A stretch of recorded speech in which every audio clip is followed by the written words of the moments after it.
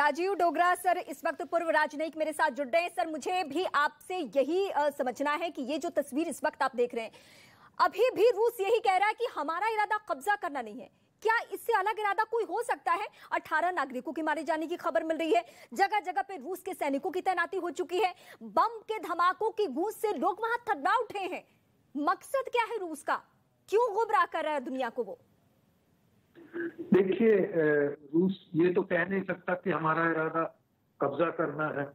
तो वो तो हर नियम के, हर इंटरनेशनल लॉ के खिलाफ होगा।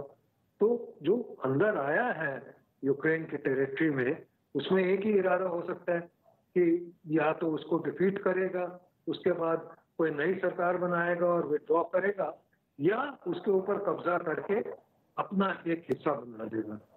अब ये तो वक्त ही बताएगा कि इन दोनों में से कौन सी रुख अपनाएगा रूस। और एक और बात जिसके कारण ये सब मामला बढ़ा है, देखिए 1989 से लेके 1991 तक जो सोवियत यूनियन में गड़बड़े हुई, जो भूचाल आए, और उसके बाद 1991 में जो उनका विभाजन हुआ 15 स्टेट्स में, रूस और 14 और स्टेट्स में, तो तब यूएसए ने एश्योरेंस दी थी नेटो के बिहाफ से कि भाई हम जो है नेटो को एक्सपैंड नहीं करेंगे और यूक्रेन को कभी हम अपना मेंबर नहीं बनाएंगे। एक्सपैंड तो उन्होंने कर लिया।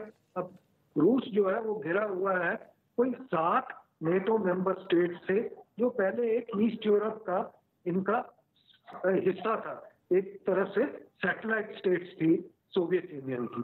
तो एक तो रूस उस तरह घिरा हुआ अपने आप को पाता है, और दूसरा इसने बार बार ताकीद की थी भैया यूक्रेन को आप जरा संभाल के अलग से रखिए, क्योंकि आपने राष्ट्रपति, यूएस राष्ट्रपति के पद तक एश्योरेंस दी थी कि हम यूक्रेन में कभी नहीं आएंगे।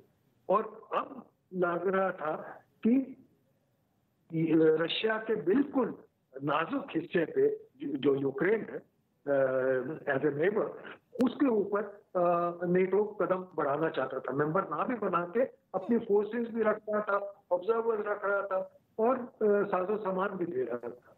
आपको याद होगा 1962 में, उससे पहले रूस ने जब, सोवियत यूनियन ने जब क्यूबा में मिसाइल्स भेजी थी, तो अमेरिका एक वर्ल्ड वॉर की सिचुएशन में कर दिया था उस इंसिडेंट में।